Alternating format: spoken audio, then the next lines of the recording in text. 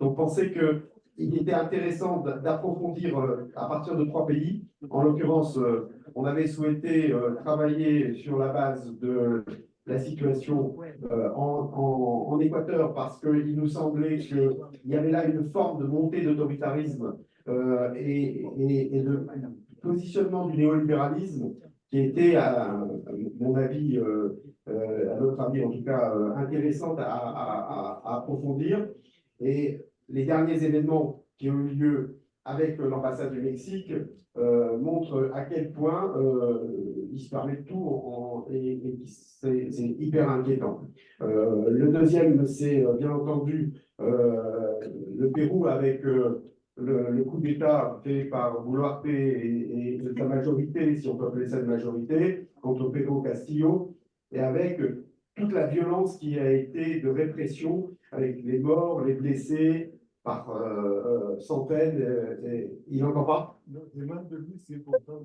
Ah, et je pensais qu'on pourrait peut-être, je vois que Pépé est arrivé. Une fois que, comment ça s'appelle? Hector Berra. Hector il parle.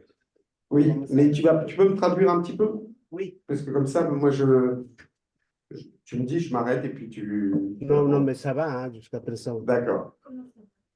Il parle bien l'espagnol. Moi, je vais m'arrêter là. Donc, il y avait le Pérou et le troisième, bien sûr, c'est l'Argentine avec Milei.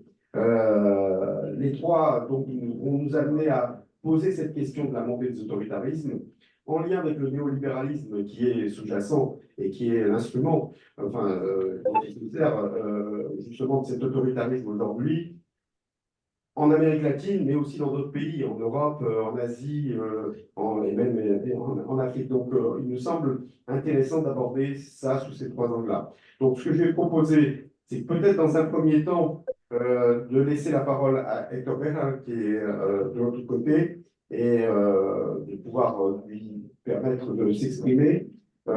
Et puis, il a 15 minutes, 15-20 minutes, s'il peut, en 15-20 minutes, de faire l'état de la situation au Pérou et de cette situation qui s'est passée dans ce pays avec le coup d'État contre Castillo. Depuis, bien sûr, depuis le coup d'État. Bueno, buenas noches o buenas tardes, compañero Héctor Béjar. Bienvenidos acá a la Mesa de la América Latina. ¿Me está escuchando, compañero Héctor? Si je ne vais pas plus près de ta bouche. Y lo estoy escuchando, compañero. Bienvenidos acá a la Casa de la América Latina. Y pues, le escuchamos. 15 minutos para exponer su situación 15-20. actual, entre 15 y 20 minutos. Pues bueno, ya puedo hablar, ¿sí? Sí, puede hablar. Ok, primero, pues saludos a todas, a todos, aquí desde Lima. Es una pena, yo hubiera querido estar con ustedes, pero recién estoy viajando para Europa de aquí a un par de días. Pues bueno, no quiero usar más tiempo. Un breve informe sobre lo que está pasando en el Perú. Yo creo que no podemos hablar sobre Perú sin hablar al mismo tiempo sobre América Latina y sobre lo que está pasando en el mundo. Es decir, está todo interrelacionado ahora más que nunca en estos momentos tan peligrosos que estamos viviendo. El Perú hoy día es un país manejado por un pequeño conjunto de grupos ligados por intereses comerciales, empresariales, a su vez ligados a una serie de actividades económicas y legales. Puedo transcribir un minutito. Adelante. On peut pas juste parler du Pérou, il faut parler de toute l'Amérique latine. En ce moment, toute l'Amérique latine est presque prise pour des entreprises transnationales servir le capital sauvage. Siga, compañero. En lo inmediato, es decir, estoy hablando del Congreso, al cual pertenecen 122 congresistas. El Perú tiene solo una cámara única. Están presentes grupos de intereses que agrupan los intereses de las empresas mineras, universidades privadas, algunas de ellas ilegalizadas por el propio gobierno por falta de calidad académica.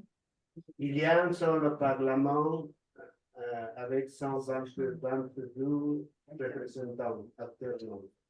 Et 122, mais il y a un seul, ça veut dire le Congrès qui représente. Et puis, il favorise en général les entreprises clandestines, quelque part minières en général. C'est la première source d'économie légale et illégale, se puede. Continúe, compañero.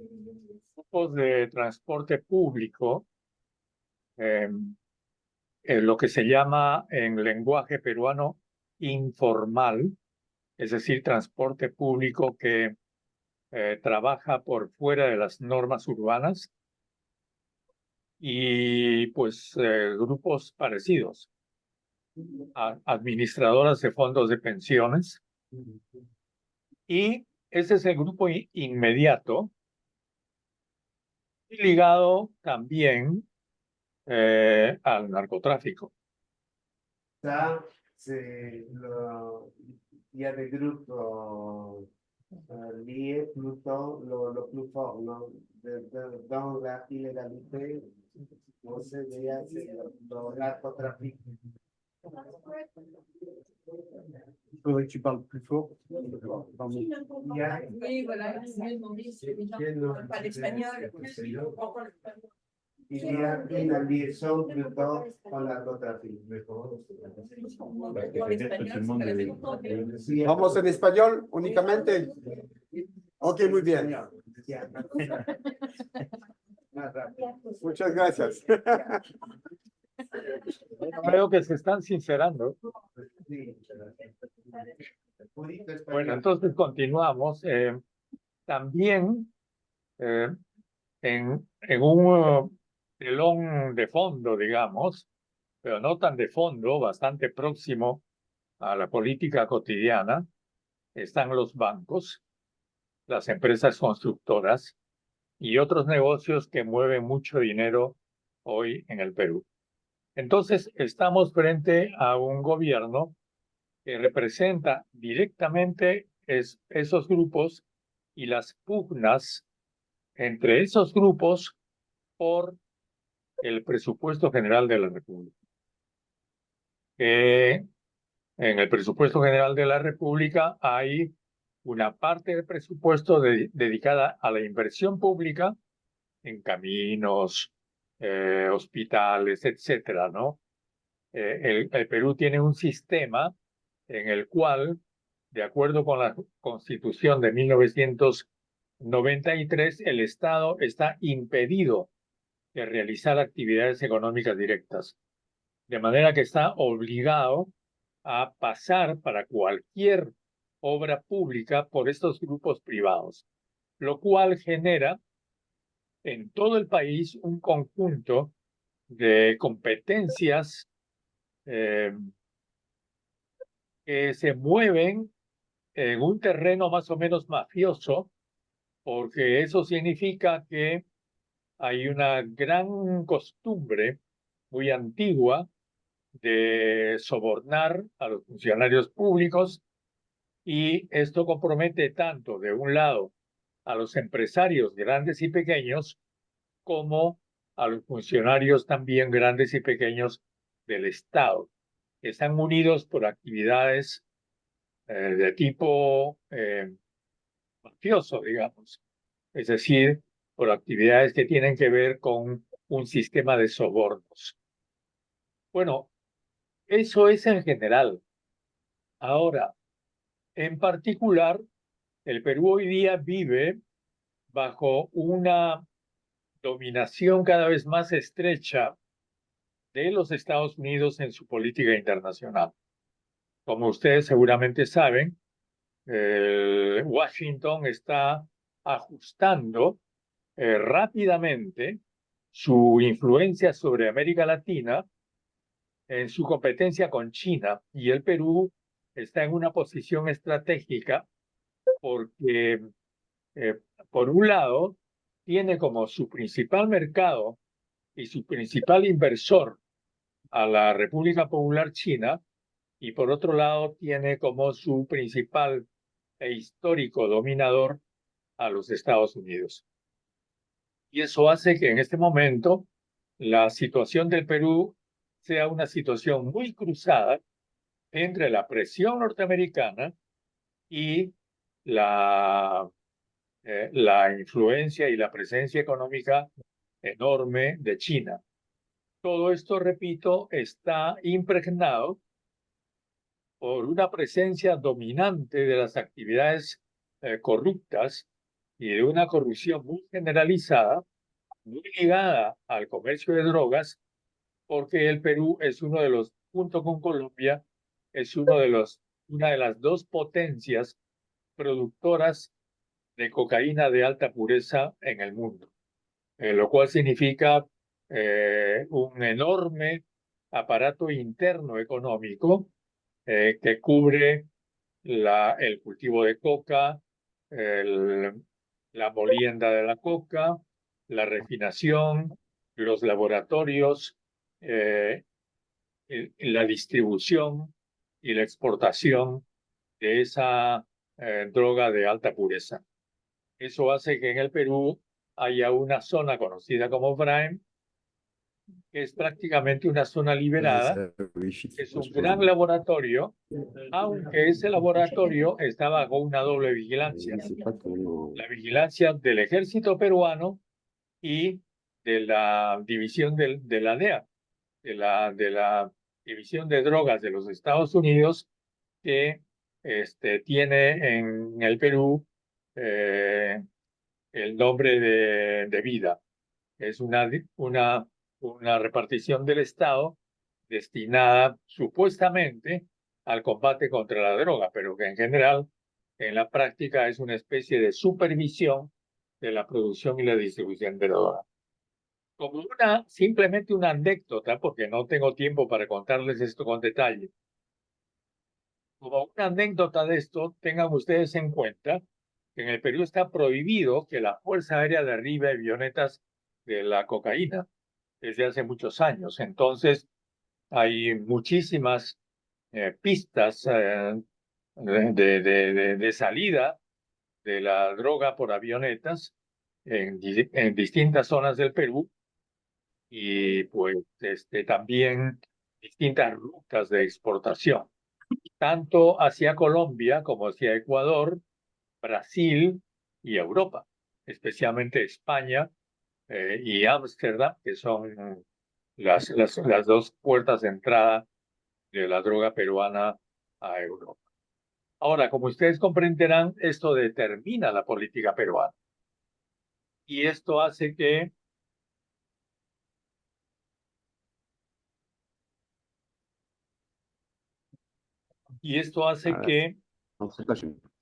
todo el funcionamiento de la política peruana se haya desplazado a los medios de comunicación, al propio Congreso y al Poder Judicial, y a los distintos estamentos del Estado peruano, que a lo largo de los años ya no solamente tiene 3 poderes, sino muchos otros poderes que figuran como entidades autónomas dentro del Estado. Es decir, el Estado peruano ya no se puede analizar con las viejas teorías de la Ilustración, de la división en poder ejecutivo, legislativo y judicial.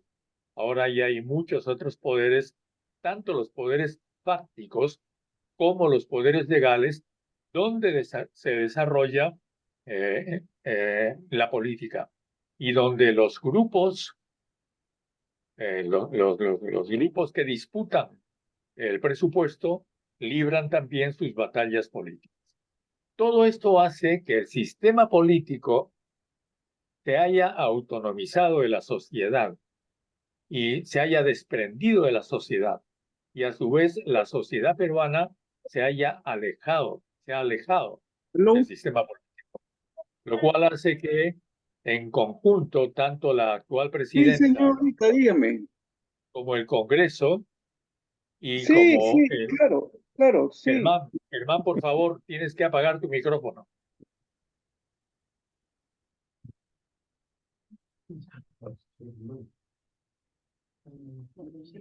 Bueno, entonces estaba en que el desprendimiento y el alejamiento es tal que nunca, como han señalado los diarios hoy día, el Perú ha tenido un gobierno tan impopular, hablando tanto del Poder Ejecutivo como del Congreso y de todo el sistema político, tan impopular como ahora. En otras palabras, los peruanos y las peruanas hoy día viven su vida totalmente aparte del sistema político. No les interesa. Y lo que fueron las grandes protestas de hace algunos meses, cuando destituyeron al señor Castillo, han amenguado y han cesado, desde mi punto de vista, temporalmente, porque si bien es cierto que la sociedad urbana, la ciudad, y como ustedes saben, el Perú tiene grandes ciudades, Lima tiene ya 13 millones de habitantes y tiene una población urbana mayoritaria, sin embargo, las provincias del Perú y el agro del Perú y todo el sector campesino y el sector de las comunidades, tanto campesinas como nativas, siguen en una actitud de protesta, de rechazo, que en cualquier momento puede dar lugar a una nueva ola de protestas. De manera que estamos en una situación, digamos, en sociología eso se llama latencia, es decir, una situación en la cual hay una corriente subterránea muy activa, en gran ebullición, obstruida y ocultada por esta aparente paz. Una situación en la cual por un lado está el sistema político y por otro lado la sociedad peruana. Bueno, pues ya se me cumplieron los 15 minutos y yo en todo caso dejo lo siguiente que podría decirles para preguntas, y es que ustedes tienen la amabilidad de hacer observaciones, preguntas o de pedir precisiones.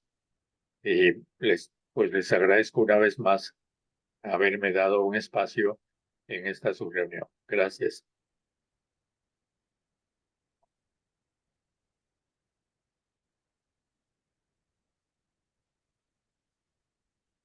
Muchas gracias a usted, Héctor, pero a este momento vamos a escuchar a la compañera Lucy, que nos hablamos de la situación en Ecuador, pero en el contexto donde hablamos, donc, tout le monde parle espagnol, c'est bon, donc je vais pouvoir laisser la parole à Lucie qui va nous parler de la situation en Équateur. Non, je crois que le mieux, c'est de penser en voilà. Très bien. Bon, en français alors. Oui, d'accord.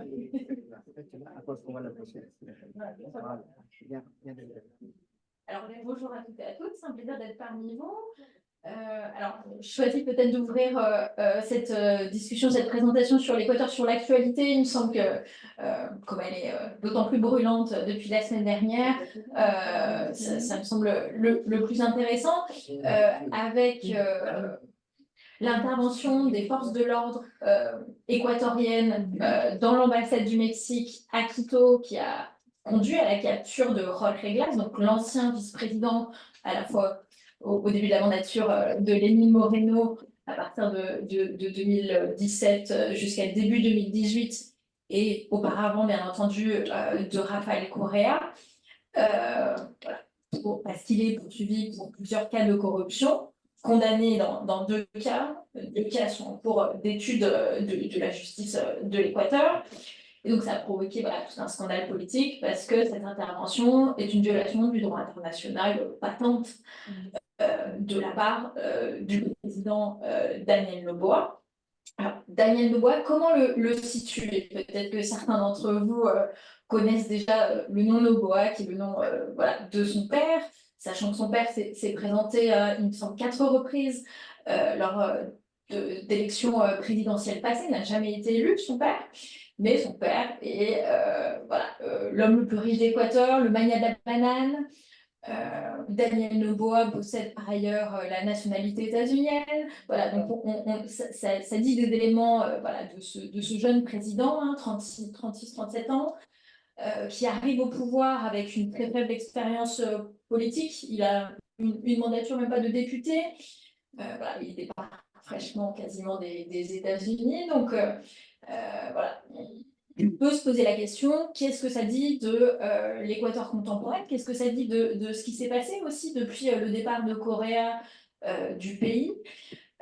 Et où on va au vu du contexte équatorien qui traverse quand même, l'Équateur traverse une crise sécuritaire voilà, énorme, qui est extrêmement préoccupante. Sachant que voilà, ces derniers mois, en janvier, pour être plus précise, Daniel Noboa a décrété un état, un conflit armé interne contre 22 organisations criminelles qu'il qualifie de terroristes, contre lesquelles il envoie l'armée, voilà, avec une espèce de guerre voilà, contre ces organisations, voilà, dans un climat de crise économique importante qui a commencé avant sa mandature, hein, qui a commencé en 2012, qui a commencé à se faire sentir beaucoup plus clairement à partir de 2014, donc on était encore dans les années Corée à ce moment-là, et qui n'a cessé de s'accroître et qui a été approfondie, bien entendu, avec la crise du Covid-19. Donc voilà, avec un manque d'emploi, donc à la fois du sous-emploi, mais à la fois du chômage, du manque d'emploi, pas que de l'économie informelle. Tous les voyants sont au rouge, on peut l'interpréter comme ça, avec un problème pour aussi, également d'un point de vue, on va dire, économique, attirer les investisseurs. On est sur une réduction depuis, bon, ça avait commencé à la fin aussi du mandat de Correa, mais une réduction de la taille de l'État. On est encore là-dedans, ça s'est poursuivi sous Lénine Moreno, l'assaut, bien évidemment, la suite, donc, qui a pris la suite en 2021. Et donc, voilà, il y a ce Daniel Noboa qui arrive à cette présidence, qui gagne une élection presque surprise, en tout cas qui a surpris, parce que l'Équateur est depuis certain temps, ça a mis un peu du temps à être provoqué, ces élections, mais ça couvait depuis quasiment une petite année, puisque l'assaut a quand même essuyé un certain nombre de scandales, déjà de tension politique, manque de soutien politique, il était assez isolé.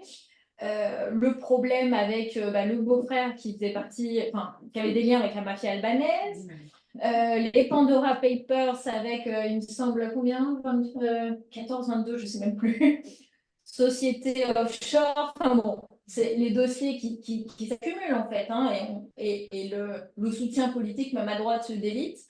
Donc voilà, et on est quand même sur une scène politique équatorienne qui est assez divisée depuis Lénine Moreno, ça n'a cessé de se diviser en fait depuis Correa, avec une fluctuation quand même des coréistes, puisque avec l'arrivée de Lénine Moreno en 2017, donc Lénine Moreno à ce moment-là est le dauphin, hein, de Correa.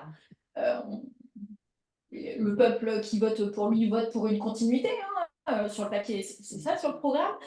Bon, dans un climat politique, économique voilà, qui se dégrade, mais bon, faut faire avec. Et ensuite, Lénine Moreno va faire une sorte de volte-face, va découvrir sûrement quand même certains dossiers, parce que il y a des tensions, mais elles ne surgissent pas de nulle part. Ces tensions, elles sont aussi basées sur certains faits. Et donc Alianza País, qui est donc, à ce moment-là le nom du parti de Correa, va se diviser, va se déchirer en fait. C'est une sorte de guerre des chefs où Correa va continuer à avoir un rôle important depuis l'étranger, avec des affaires de corruption contre les plus hauts de ses fonctionnaires, ses anciens ministres, son vice-ministre, donc Jorge Glass, le même. Et à ce moment-là, cette guerre va de toute façon peser à Lénine Moreno, qui va ouvrir assez rapidement un dialogue national en se tournant en fait à droite. Parce que manque de soutien politique, crise économique, il y a un moment où il faut que la machine elle tourne quand même. Et il va s'ouvrir à droite et donc faire des concessions dans un contexte de crise économique. Donc, il ne s'agit pas de justifier, je ne justifie pas ces choix de Moreno, j'essaye quand même de trouver des éléments d'explication. Et qui va vraiment diviser, en fait. Divise profondément les partisans d'Alianza País, et ce qui explique cette fin de mandature assez catastrophique de Lénine Moreno un an et demi après, où il essuie quand même, pour le coup, un important mouvement populaire quand il essaye de lever le prix de l'essence, quand il essaye de voir s'il passe un accord avec le FMI pour capter de l'argent pour le pays, au prix, bien sûr, d'ajustements structurels. On sait comment le FMI fonctionne. Et donc, il va y avoir une répression. Et cette répression d'octobre 2019 de Lénine Moreno, avec par exemple, la ministre de l'Intérieur, qui va d'ailleurs qui va démissionner, être condamnée pour la répression assez sanglante qu'elle fait. On retrouve des criminalisations de mouvements sociaux à ce moment-là, qui vont se poursuivre ensuite, quand il y aura l'élection de l'assaut en 2021, et avec de nouveau un mouvement pareil sur le prix de l'essence, sur des attaques au droit du travail, tout ce contexte en fait d'attaques classiques de politique néolibérale qui vont se répéter donc en octobre 2021, c'est ça, et qui vont se répéter encore en juin 2022, et donc avec la même rhétorique, en tout cas gouvernementale, de droite plus, avec l'assaut quand même, sur de la criminalisation des mouvements sociaux, et avec une répression assez forte, assez sanglante. On n'est pas sur l'envoi de balles de caoutchouc, on est sur du plomb quand même. Et on est sur de la criminalisation extrêmement forte des mouvements sociaux, en tout cas sur le dernier mouvement en juin 2022, l'Église catholique qui se porte garante d'une forme de dialogue pour essayer que ça ne se finisse pas dans un bain de sang aussi. Donc voilà, c'est extrêmement préoccupant. Et sur ce, en fait, le mandat de l'assaut va s'étioler, cette crise politique va s'approfondir au fil des dossiers qui sortent, et l'assaut se trouve complètement acculé. Et pour éviter d'être mise en cause par l'Assemblée nationale, va faire une sorte de contre-mouvement qui est permise par la Constitution équatorienne en juin de l'année dernière, qui en fait conduit à une dissolution de l'Assemblée nationale et à une convocation d'élections à la fois sur l'Assemblée nationale, mais aussi à la remise en cause de son poste de président de la République, donc une sorte de double élection pour rebattre les cartes du jeu politique, où lui ne se présente pas. Et c'est dans ce contexte-là que Noboa arrive, avec, si vous vous rappelez bien aussi, l'assassinat de Fernando Villavicencio. C'est le candidat qui est un ancien journaliste issu du syndicalisme pétrolier, très anticoréiste, qui est de centre-droit, qui est plutôt centriste, très critique, a enquêté sur plein de cas de corruption, il n'y avait pas que Correa dans le lot, et qui va être assassiné par une des organisations criminelles les plus puissantes, donc qui s'appelle Los Lobos, et avec la question de un peu qui l'a tué, et ce à une semaine des élections du premier tour, alors que c'était une des personnalités qui en vue dans les sondages, en fait. Donc, ça rebat les cartes du jeu. Et ce qui est assez intéressant, ce sont les résultats électoraux. Entre les résultats qu'il y a eu cet automne au deuxième tour, où il y a eu Daniel Dubois qui a gagné avec 52 et quelques pourcents, et où la candidate coréiste, qui arrive en deuxième position, Luisa González, qui arrive à 48 et quelques. Et en fait, c'est un score qui est extrêmement proche de ce qu'on a vu entre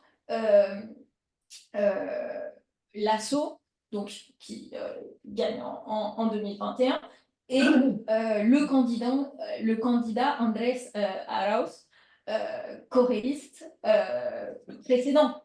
Pour autant, la scène politique a quand même évolué dans le sens où Alianza País, donc Révolution Ciudadana, ils ont changé de nom les choristes,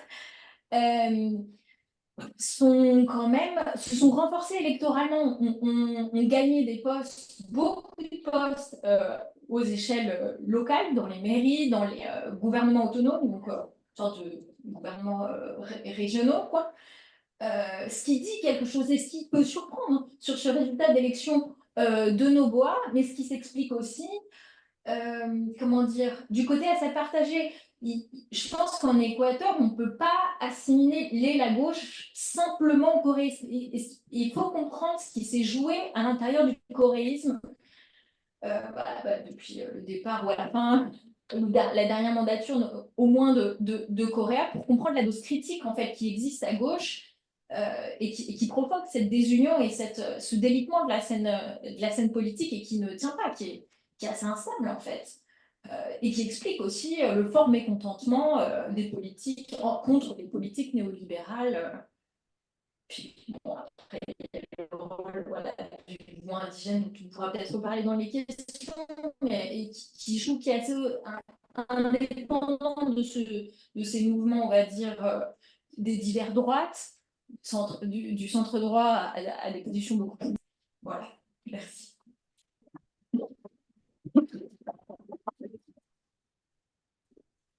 Merci beaucoup. Maintenant, à toi, Pablo Serranini, de nous mettre en vis-à-vis ce qui se passe en Argentine et qui semble en même temps être un cran supplémentaire que l'on est en train de franchir à la fois de la forme de l'extrême droite et de la forme politique qu'elle est en train de prendre.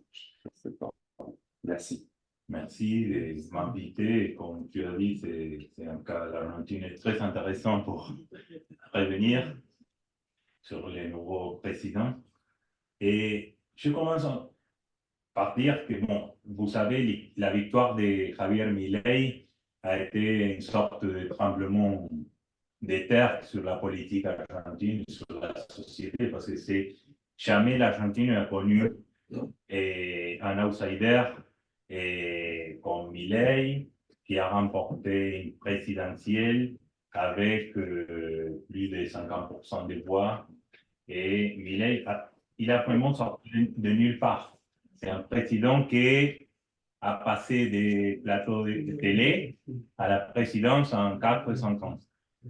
Alors, la question qui se pose, c'est pourquoi Milei? Pourquoi quelqu'un assez si extravagant qui a utilisé une tronçonneuse comme symbole de son plan de réduction brutale des dépenses publiques et très lié, fortement lié aux leaders de l'extrême droite mondiale tels que Bolsonaro, Trump ou Santiago Abascal, les leaders de Vox en Espagne.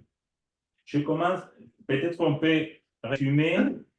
Et premièrement, en Argentine, il y a encore un ras-le-bol généralisé par rapport à la crise économique.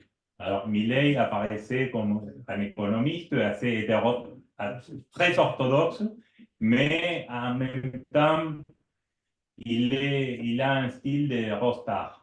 C'est très différent à l'ancienne droite, qui était un peu, bon, il a vraiment renouvelé l'esthétique de la droite en Argentine. Dans les meetings, par exemple, si vous l'avez vu, il apparaît comme un rockstar et avec la tronçonneuse, tout ça. Et il y avait vraiment un ras-le-bol généralisé parce qu'il y avait une crise économique qui est déjà chronique, avec une inflation de plus de 100%. Deuxièmement, l'épuisement du populisme de gauche. Il y a une forte crise du kirchnerisme, que c'est l'expérience de centre-gauche, disons, en Argentine. Après 12 ans, 16 ans après du péronisme au pouvoir, ça a fini par des divisions et toute l'expérience avec Cristina Kirchner comme vice-présidente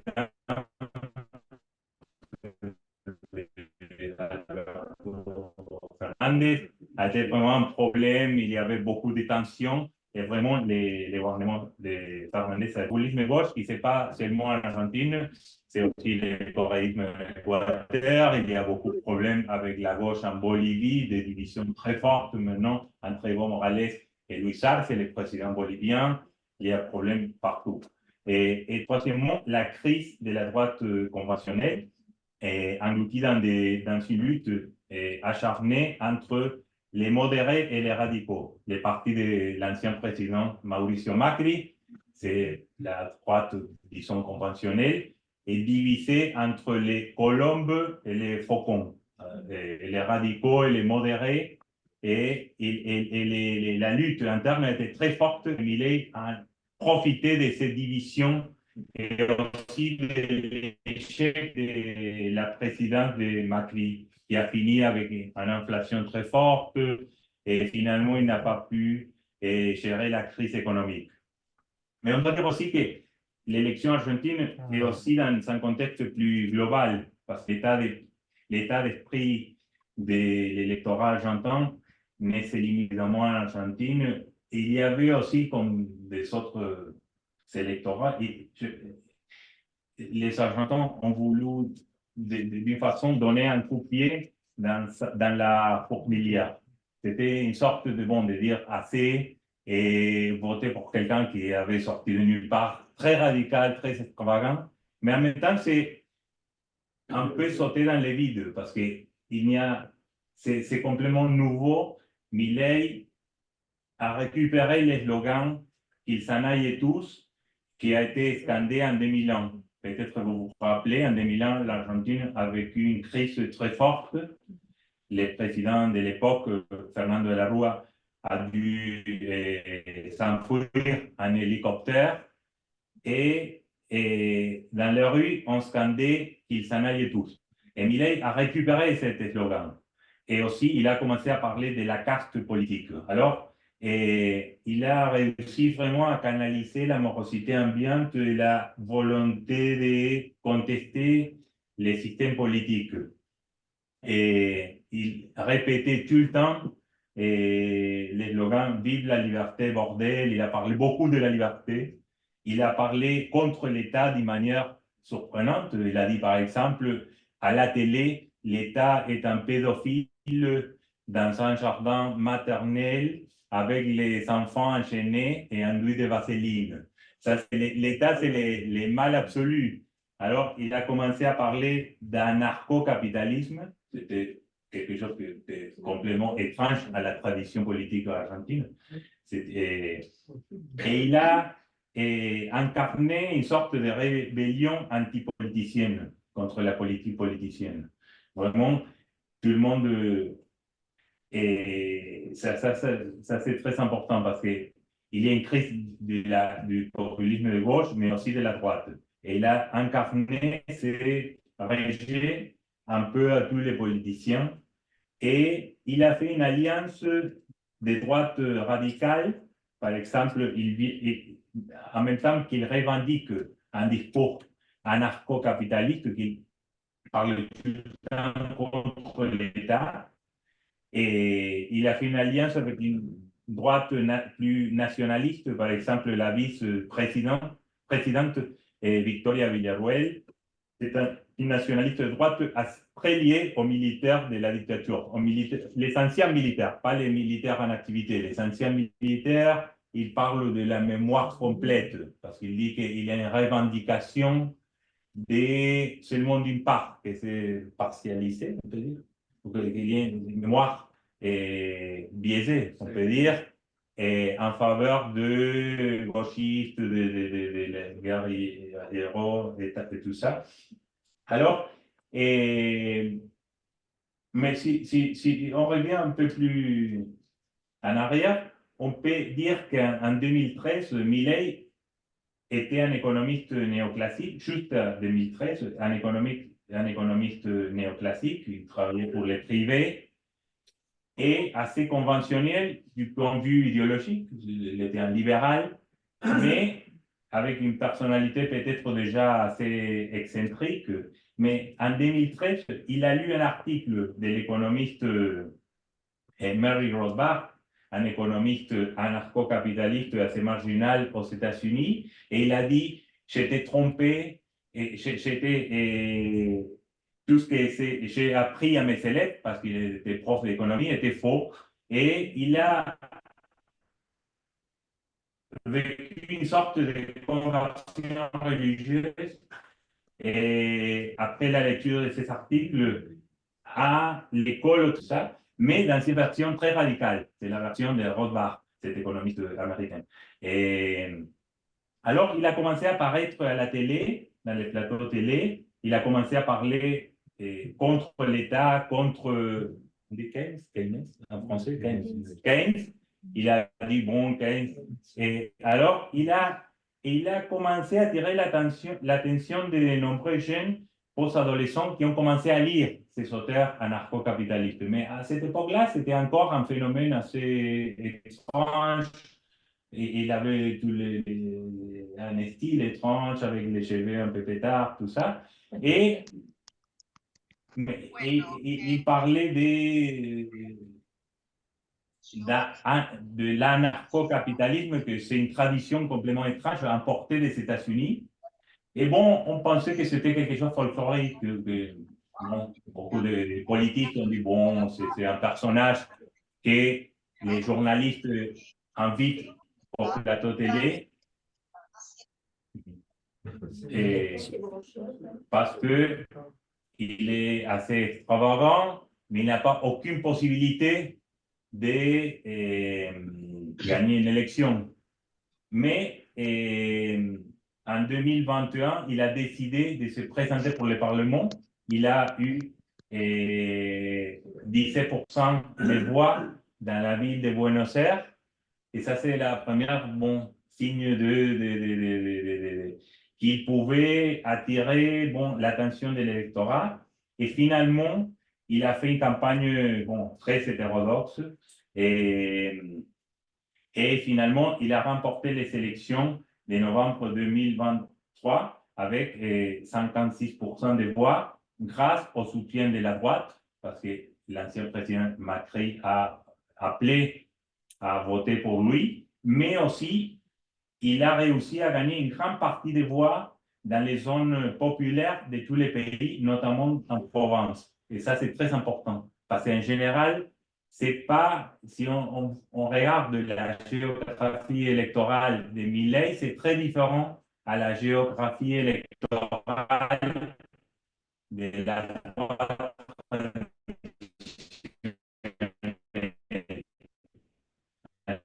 générale.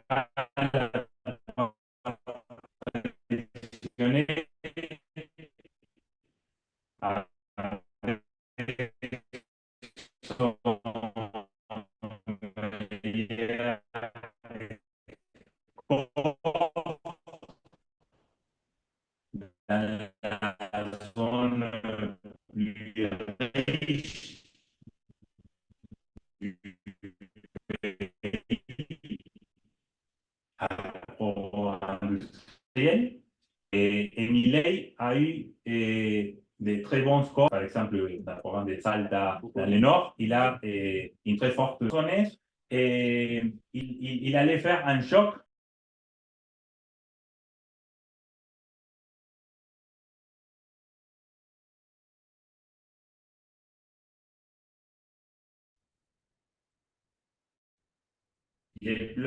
La politique d'autorité, ils disent, est la plus radicale de l'histoire de l'humanité. Ça, c'est la façon de dire ça. Il répète, il n'a pas d'argent, Même maintenant, les libertariens utilisent des t-shirts, ils disent il n'y a pas d'argent. C'est une sorte de slogan populaire. C'est assez étrange parce que c'est un populisme. Bon, il continue à avoir un soutien populaire assez important. Et quand il a 5 minutes, Oui, encore 5. ok. Et il a gagné après, vraiment, même s'il a gagné l'élection avec 56% de voix, il a une très faible représentation dans les parlements, parce que dans les premiers tours, il a eu 30% de voix. Et alors, il est fortement minoritaire dans les parlements. Alors, il a commencé à radicaliser les populismes de droite. Et il a signé un méga décret qui a abrogé ou modifié environ 300 lois. C'est une dérégulation massive de l'État. Et après l'échec de son projet de loi omnibus, une loi qui essayait de modifier, d'abroger des centaines de lois, finalement, ça n'a pas passé dans le Parlement. Il a déclaré que le Parlement était un Nidara. Un Nidara? Un Nidora. Dera. Un Nidara. Et alors, il a de plus en plus un discours plus populiste de droite contre le Parlement, même contre les journalistes. Il utilise aussi un langage qui est très lié aux réseaux sociaux, forme de trolling, qui est déjà dépassé l'Internet et est devenu une forme de langage politique très radical, assez violent contre l'opposition. Et Milei brandit aussi un discours de vengeance antiprogressiste. Il est très anti-wokiste. Et tout le temps, c'est un discours des combats culturels, des batailles culturelles antiprogressistes, et qui a remplacé un peu ces langages de trolling, a remplacé un peu la discussion plus rationnelle. Et il y a beaucoup de mèmes, par exemple, chaque fois qu'il y a des critiques, il y a beaucoup de milliers de libertariens, de jeunes libertariens dans les réseaux sociaux, avec des mèmes, par exemple, qui disent l'arme des gauchistes, lágrimas de zurdo, face à chaque critique de l'opposition. Et il a annoncé, par exemple, la fermeture de l'Institut national contre la discrimination et le racisme. Et c'était dans le cadre d'un double combat budgétaire et en même temps idéologique. C'était l'anti-wokisme. Il disait ça, c'est le kirchnerisme, ça, c'est la gauche, ça, c'est le marxisme culturel. Il a pris tous les discours anti-wokistes de l'extrême droite et les discours contre les dits marxisme culturel. Et il continue à dire, et ça c'est assez étonnant parce qu'il est président quand même, que l'État est une organisation criminelle. Il continue à dire ça. Alors, ça c'est assez étonnant parce qu'il est le leader, finalement il est le leader de cette organisation criminelle. Mais c'est intéressant parce qu'il continue et il dit que, et il essaye de démontrer que c'est faux, que quand un président arrive au pouvoir, en général, il y a un processus de modération. Il dit non, il continue à utiliser ce langage libertarien et radicalement anti-étatique. Alors, je termine, mais c'est intéressant parce qu'il est encore soutenu par environ 50% de la population dans les sondages. Alors, en dépit de cette politique de choc, il y a vraiment un soutien très fort. Il y a l'idée que finalement, si on fait l'effort, il y aura la lumière à la fin du chemin. Alors, mais ce discours, c'est très populaire maintenant, encore. Même s'il a une libéralisation des prix, d'évaluation très forte de la monnaie, une suppression des emplois publics, une suppression des aides à l'énergie et au transport, il y a un soutien très fort encore. Et il y a la question, tout le monde se pose la question de combien de temps il va se passer, parce que c'est vrai que Milei a un volet assez messianique. il parle beaucoup de Moïse, et même il n'hésite pas à se comparer avec Moïse. Il dit Moïse a été le libérateur du peuple juif, et moi je suis le libérateur. Il le dit d'une façon ou d'une autre.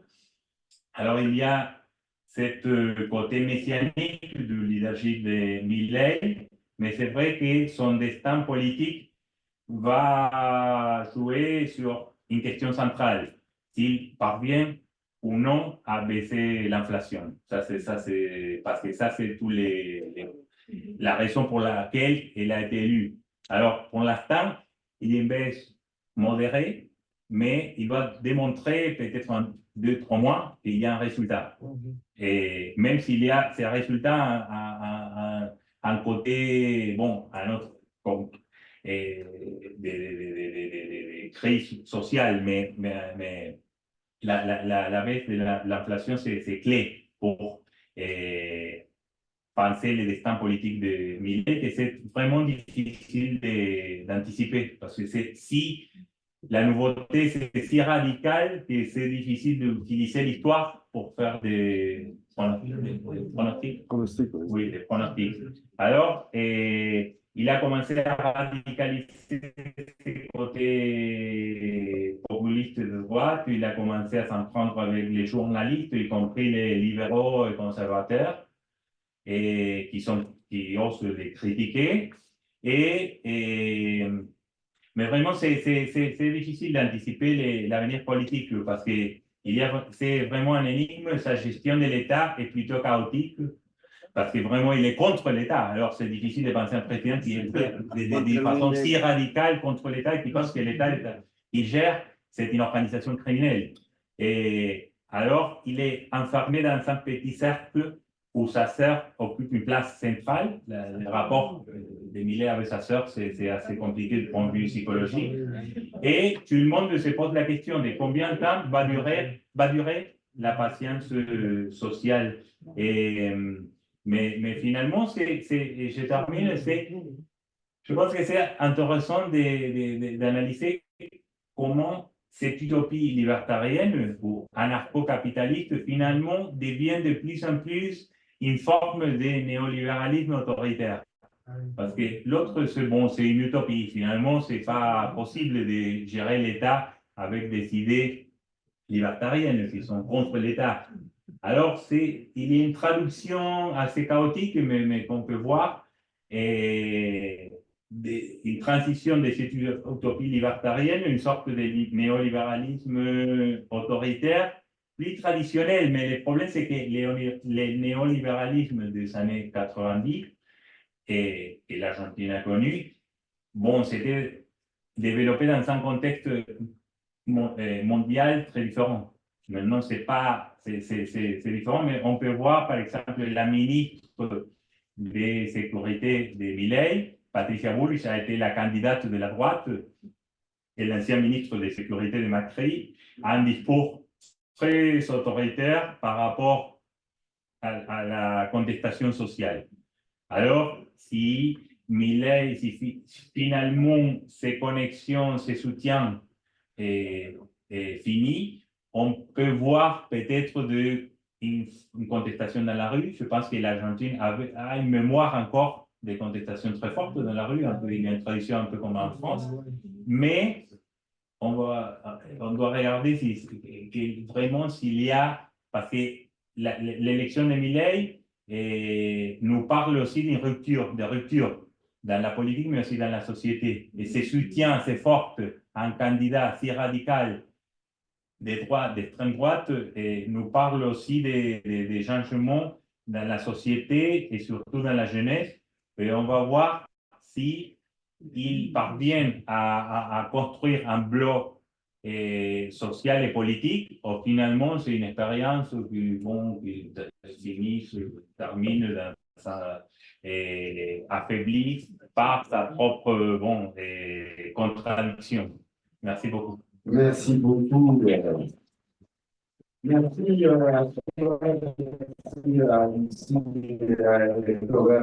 ces éclairages, ces 3 éclairages. Je crois que maintenant vous avez sûrement des questions à poser, et notamment sur ces conjonctions. Hein. Vous avez bien compris que nous, ce que vous essayez, c'est pas seulement de montrer pays par pays ce qui se passe, c'est de montrer en quoi chaque pays, le marché finalement, ne veut plus de la droite classique et donc a décidé qu'il était peut-être le moment pour éviter les mouvements populaires qui puissaient remettre en cause le marché lui-même, faire en sorte qu'il y ait une extrême droite, une violence d'État qui puisse se mettre en place.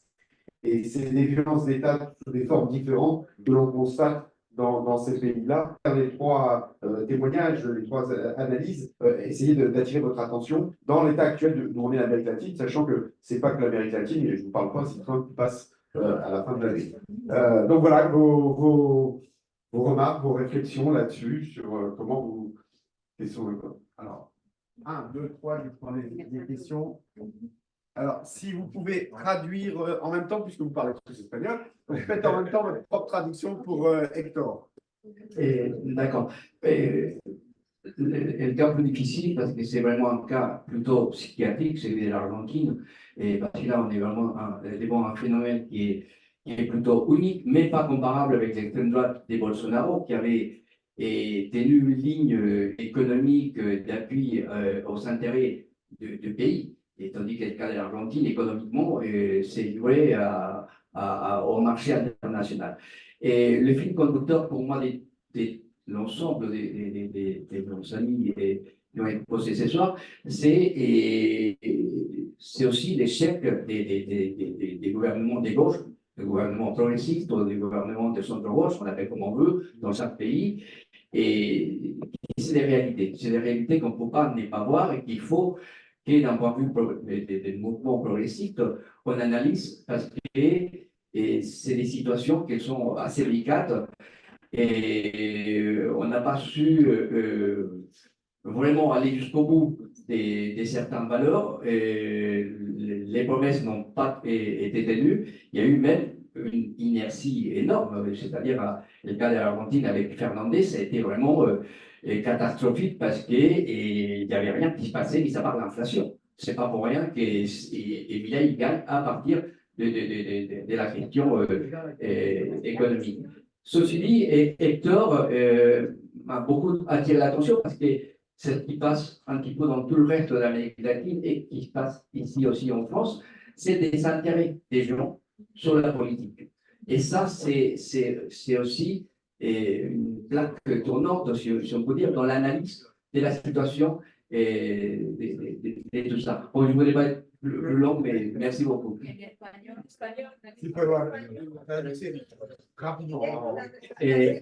Bueno, para Héctor, muchas gracias por tu presencia y en el análisis, una de las cosas que a mí más me llamó la atención es desgraciadamente que los partidos progresistas, los partidos de izquierda o de centro izquierda, en cada una de las experiencias que se ha vivido en el cono sur latinoamericano, no han podido transformar realmente la situación. Y en muchos casos, una parte de los pueblos dejaron de interesarse inclusive en la política, como bien lo remarcaste. Esto significa de que es un gran desafío ahora poder recuperar el campo popular y los sectores progresistas para poder hacer frente a la extrema derecha.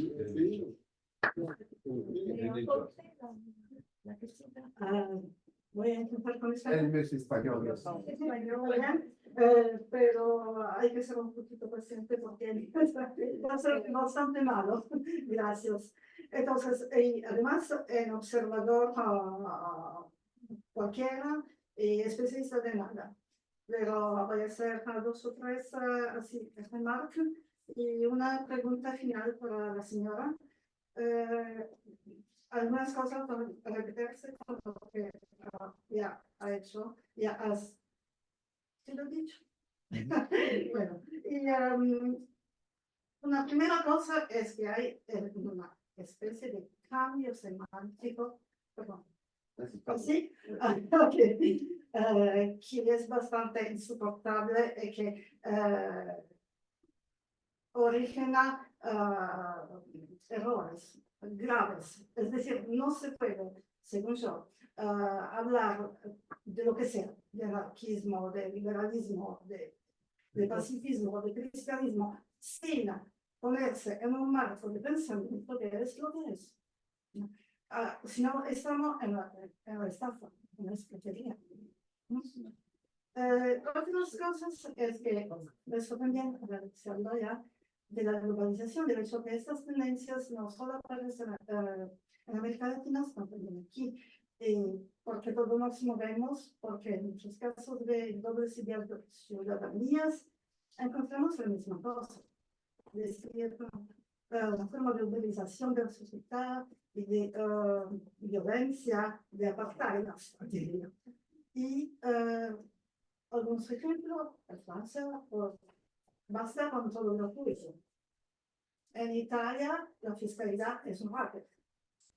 Son palabras de periodistas, no de la baja. ¿Por qué se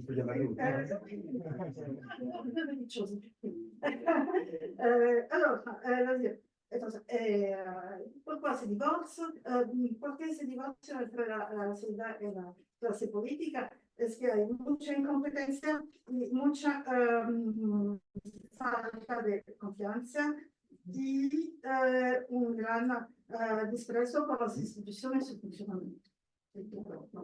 Y por fin, quisiera tener mi cuestión sobre me enteré de que hay como 20 cosas y como no veo muchas analogías más con Suiza, me preguntaba lo que es eso y si hasta aquí también no hay una forma de limitar el poder legislativo. Gracias. On va prendre encore une ou deux questions et puis après Entonces, preguntas para Héctor Béjar. Usted habló del movimiento que en ese momento estaba popular, que estaba apagado, pero latente, subterráneo. ¿Usted piensa que puede pasar que las reivindicaciones se centran sobre como la defensa del agua, la lucha contra la ley forestal, o sea, a nivel de la defensa de los recursos naturales contra las grandes minerías, contra el extractivismo, o piensa que las reivindicaciones más políticas del año pasado, como la lucha por la Asamblea Constituyente, siguen vigentes? ¿Cuál sería, según usted, el catalizador que podría ser el motor de las luchas que se están preparando? Luego, sobre Argentina, quisiera saber si el movimiento feminista parece que sí está reaccionando contra la lucha ideológica que está dando Milei. Quisiera tener elementos y también elementos sobre el movimiento indígena en el Ecuador.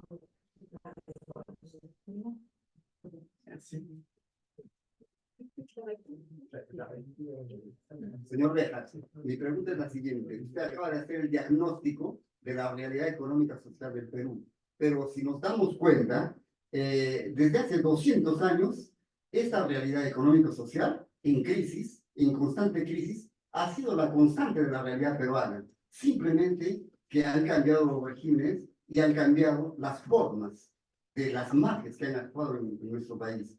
Yo quería preguntarle, es que vamos a insistir, y mi pregunta es, ¿cuál es la solución para el Perú? Es que vamos a insistir con la visión occidental de tratar de encontrar una solución para el país, o vamos a priorizar aquellas formas, ¿ya?, de vida que ya existían hace miles de años en el Perú.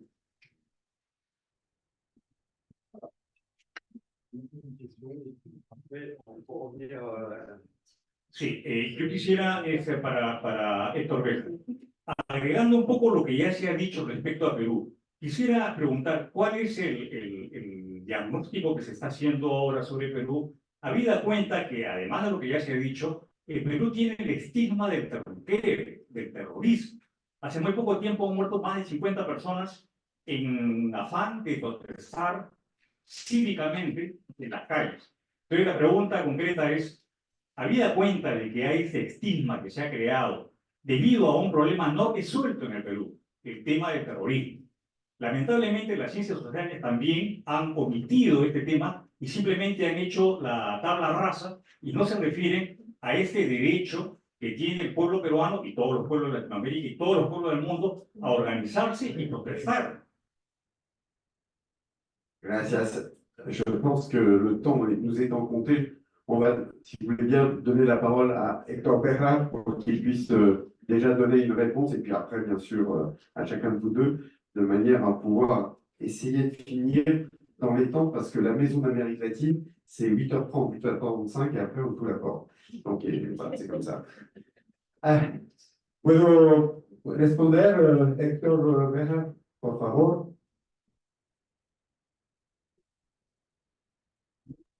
Micrófono. Sí, claro que sí. Claro que sí, les agradezco las preguntas. Creo que además eso me da oportunidad para agregar una serie de elementos que tenemos que tener en cuenta, muy en cuenta, para analizar la situación del Perú y de América Latina, ¿no? Yo diría que lo que puede generar una nueva situación en el Perú es la ruptura del impasse existente en este momento entre los grupos empresariales y políticos del sistema político y grupos locales del Perú. Eso se genera sobre todo en relación, como ustedes han dicho, tanto a la gran minería como a la forestería. En lo que respecta a la gran minería, no podemos olvidar que la gran minería en este momento está detenida en el Perú.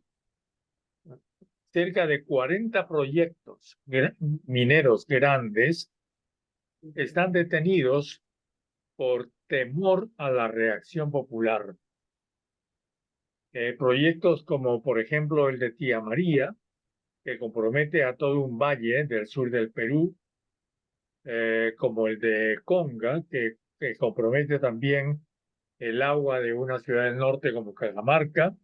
En fin, todo eso es, más otros proyectos que todavía no se han realizado, están en una situación de stand-by porque no existen ni condiciones políticas ni condiciones sociales para realizarlos, a pesar de que evidentemente hay una presión empresarial para que eso se realice. El gobierno de la señora Boluarte tampoco, tanto como el gobierno del señor Castillo, se animan a reanudar esos proyectos, porque probablemente una evaluación mínima de la situación del Perú establece que en el momento que eso se intente reanudar, o si se intentara aplicar nuevos proyectos mineros, podría estallar socialmente el Perú. Esto que tiene que ver con la minería no tiene que ver con la forestería, porque la deforestación en el Perú continúa implacablemente y, a diferencia de la resistencia de las comunidades locales en la sierra, que se hace respetar, la resistencia de las comunidades nativas de la selva no es respetada, simplemente son asesinados los dirigentes que se atreven a oponerse a esas empresas formales e informales, y esa es una realidad tanto en el Perú como en Colombia, como en el Ecuador y seguramente como en Brasil. ¿Por qué? Porque la situación de la selva, siendo una región alejada de los centros de poder, hace que sean ignorados los asesinatos de los líderes y dirigentes populares. En el caso peruano, eso no sucede en la sierra, pero eso no significa que no haya represión. La totalidad de los dirigentes que se han resistido a la minería están enjuiciados o presos. Hay en este momento unos 4.000 o 4.500 dirigentes sociales enjuiciados en el Perú, prohibidos de hablar, prohibidos de reunirse, y entonces en realidad en la práctica podemos decir que gran parte de la dirigencia popular de las provincias peruanas está en este momento reprimida e impedida de actuar. Ahora, esa es una situación que es evidente que no puede durar eternamente. Eso, de alguna manera, en algún momento se va a romper. Mi opinión personal es que eso no se va a romper por acción peruana. Allí lo que va a operar son los cambios en la situación internacional. Por eso yo siempre digo y pido que nunca nos olvidemos de la situación internacional. Todos sabemos que en la situación internacional hay en este momento una enorme pugna entre los países de los BRICS y especialmente China con su ruta de la seda y los países dominados por los Estados Unidos. Como les dije al comienzo, en mi primera intervención, esa relación conflictiva está haciendo crisis cada vez más en el Perú, y esto se manifiesta especialmente en la inauguración del puerto de Chancay, que es un megapuerto, seguramente ustedes están enterados de esto, que debe ser inaugurado en la reunión de la APEC en noviembre de este año, con la presencia incluso del presidente chino, pero al cual ya se están oponiendo tanto los Estados Unidos como los sectores próximos a los Estados Unidos en el Perú. Es decir, el Ministerio de Transportes y Comunicaciones. Hay que decir que la esposa del actual ministro de Transportes y Comunicaciones en el Perú, que se está oponiendo a que ese puerto sea exclusivo de las empresas chinas, la esposa de él es presidenta de la Cámara de Empresas Norteamericanas en el Perú. Eso les da a ustedes una idea de la proximidad en estos momentos de los Estados Unidos a las decisiones que está adoptando el gobierno de Perú. Y esto se da también en el ejército, porque Estados Unidos ha reforzado su relación con los mandos militares, ha renovado totalmente su sistema de entrenamiento de los militares en el Perú y está empezando a vincular a los ejércitos de Argentina, de Brasil, de Colombia, de Ecuador y de Perú con la OTAN. Seguramente ustedes estarán enterados de que Argentina ya es un socio de la OTAN, todavía no formalizado. Brasil lo es también desde el gobierno de Bolsonaro y Colombia lo es hace mucho tiempo desde el gobierno de Santos, con 8 bases en su país que tienen entrenamiento y actividades siguiendo como ellos dicen, la doctrina de la OTAN, y Ecuador también. Y por supuesto todos sabemos que la OTAN en ese momento tiene como objetivo oponerse especialmente a China, pero también a la presencia de Rusia, de Irán y de los países de la red de resistencia a Israel en el Perú. También tenemos que decir que la presencia de Israel es histórica en el Perú. Los campos de la agricultura de exportación peruana, que es una agricultura que se desarrolla sobre todo en zonas desérticas, trabajan con tecnología israelí. Tanto la policía como el ejército peruano han sido rearmados con armamento israelí y las señoras de la clase alta peruana y los empresarios son entrenados, ya voy a terminar, son entrenados en técnicas de autodefensa israelí. Bueno, yo no tengo más tiempo, simplemente quería añadir estos elementos que creo que pueden servir para un balance y un análisis más fino de la actual situación en el Perú. Gracias. Muchas gracias. Muchas gracias.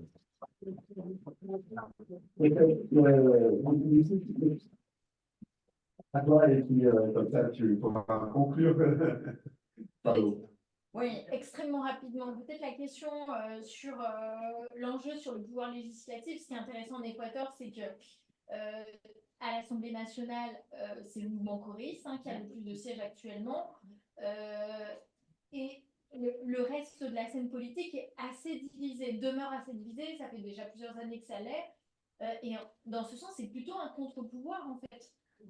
Ça a permis, bon, même si c'est l'ASSO qui a pris la décision, mais mine de rien, l'ASSO n'est plus au pouvoir. Il était, en tout cas sur le papier, plus à droite que Noboa, qui lui se tarde d'un discours presque un peu social-démocrate, qui inclut officiellement, en tout cas dans son discours, des politiques sociales, parce qu'il doit aussi donner des résultats sur le taux remonter le taux d'emploi, et essayer de lutter contre la montée de la pauvreté. On va voir ce qu'il fait. Pour le moment, il est plus sur le volet sécuritaire avec l'aide des militaires, mais bon, faut lui donner quelques mois quand même pour voir concrètement qu'est-ce qui se passe, à quel point il essaye de ménager voilà, son électorat anti-coréiste, mais qui demeure progressiste. Et peut-être sur le point quand même de la participation politique, des intérêts ou pas populaires pour la politique, moi je serais assez nuancée dans le sens où en fait les progressistes sont divisés. Certains font un vote sanction et ont voté Noboa comme vote sanction aux coréistes parce qu'ils ne veulent pas de Rafael Correa, et c'est un manque d'alternative en fait à gauche. On peut le lire comme ça. Qui a un fort taux aussi de vote nul, donc avec une question de représentation politique, une scène politique qui ne représente peut-être pas assez certaines positions ou une diversité de positions, et avec une classe moyenne qui a émergé, je pense notamment dans les Andes, grâce à Correa, et qui ça va paraître bizarre, mais et qui compte. Contrairement, c'est un peu le chemin sur la côte, mais qui là pour le coup vote Noboa, a pu voter par exemple l'ASSO, parce que ce sont des déçus du choréisme, mais il demeure, ça reste un électorat de gauche, ça reste des progressistes, alors que la côte, elle vote plus actuellement aux dernières élections. Elle a voté Correa, ce qui peut être une surprise, mais parce qu'elle n'a pas assez bénéficié de ces politiques progressistes proportionnellement par rapport à l'implantation de l'État sur le territoire, en fait. Donc, il y a des marges de manœuvre. Moi, je suis peut-être, contrairement aux deux autres pays, il y a des choses à faire et tout n'est pas perdu. On n'est pas dans de l'ultra-libéralisme ou ultra-conservatisme en Équateur. Il y a des traits d'autoritarisme, mais on n'est pas sur un schéma extrême. Et au contraire, je pense que Noboa doit limiter certaines choses pour tenir politiquement, parce que les élections sont dans moins d'un an et demi. Merci beaucoup, Pablo. Deux, trois choses. Les marchés, la droite classique, vous savez parler, je pense. Oui, je pense que ça c'est intéressant parce que les marchés, disons entre guillemets, ou les grands entrepreneurs en Argentine préféraient la droite traditionnelle. Pas Milei parce qu'il s'est méfié de l'État fichi, il pensait que Milei était assez utopique. Il n'y avait vraiment pas un projet politique avec des cadres, et il y avait une forte méfiance. Maintenant, bien sûr, il essaye de profiter de la radicalité de ces projets, mais c'est assez chaotique en même temps. Alors, on verra. Mais il préférait Patricia Bullrich, qui était la candidate de la droite. C'était un peu la droite de la droite, mais c'est la droite traditionnelle, ou conventionnelle. Et maintenant, c'est assez drôle parce que le FMI dit à Milei, attention avec ta politique de choc. Et attention aux plus pauvres, attention avec ces politiques de choc, parce qu'il y a le risque d'une contestation sociale assez forte aussi. Et même d'une explosion sociale, comme l'Argentine a déjà connu. Alors, il y a une partie de l'élite qui dit attention, parce qu'il n'y a pas vraiment, il y a un projet vraiment trop radical, même pour les élites ou même pour les FMI. Ça, c'est intéressant, parce que les FMI dit attention, tu es très radical, trop radical. Alors, c'est la première fois, parce qu'en général, la gauche dit c'est bon, c'est la pression de l'FMI pour une politique d'austérité plus forte. Maintenant, Milei, et quand il y a eu le rendez-vous avec le FMI, il a dit je vais faire beaucoup plus que ce que le FMI allait me demander. Alors, la dernière chose, la deuxième chose, c'est bon, à propos de l'échec de la gauche. Je pense qu'après l'hégémonie des gouvernements de gauche ou des centres-gauche dans beaucoup de pays de la région, il y a, comme je disais, une sorte d'épuisement, surtout politique, mais en même temps économique, ça dépend du pays. Dans les cas argentins, il y a eu une hégémonie très forte du kirchnerisme, mais on voit que dans les cas économiques, les problèmes de l'inflation a été vraiment difficile de surmonter pour le progressisme. Et dernière question, c'est les mouvements féministes. C'est vrai que l'Argentine a un mouvement féministe très fort, lié à la lutte pour les IVG. En 2020, on a passé par le Parlement les IVG et les mouvements féministes contre la violence, les féminicides, en français, féminicides. Parce qu'en espagnol, on dit féminicidio ou fémicidio, ça dépend du pays. Et c'est les mouvements Ni Una Menos. Ça, c'est forte, en théorie, théoriquement forte, parce qu'on l'a vu. Mais maintenant, il y a une surprise, il y a une forte confusion aussi dans les mouvements sociaux, et parce que la victoire de Milei a été très étonnante, même si on pensait que la droite allait gagner l'élection, on pensait comme je disais, à la droite plus classique. Mais maintenant, bon, on verra dans les prochains mois. C'est vrai que Milei, pour l'instant, ne veut pas changer les IVG, même s'il est contre. Bon, il est minoritaire dans le Parlement, alors c'est difficile pour lui de changer la loi de l'IVG. Et même s'il y a un discours très fortement anti-féministe et anti-écologiste aussi. Et il y a beaucoup de complotisme dans ces visions de cette idée du marxisme culturel, wokisme, etc. Vous connaissez bien en France la mouvance anti-wokiste, alors j'ai terminé avec ça. Merci beaucoup. Bien, je crois qu'on peut remercier Pablo Spadoni, Lucie Laplace et puis Héctor Berral de cette participation à cette conférence. Elle est importante pour nous et elle aura une suite dans un troisième volet où là on abordera des gouvernements de gauche qui sont sous pression de la droite comme en Colombie ou au Chili. Il nous semble que c'est une manière de clôturer cette thématique et la reprendre peut-être plus tard. Et en tout cas, merci à vous d'avoir participé à cette trilogie. Au revoir.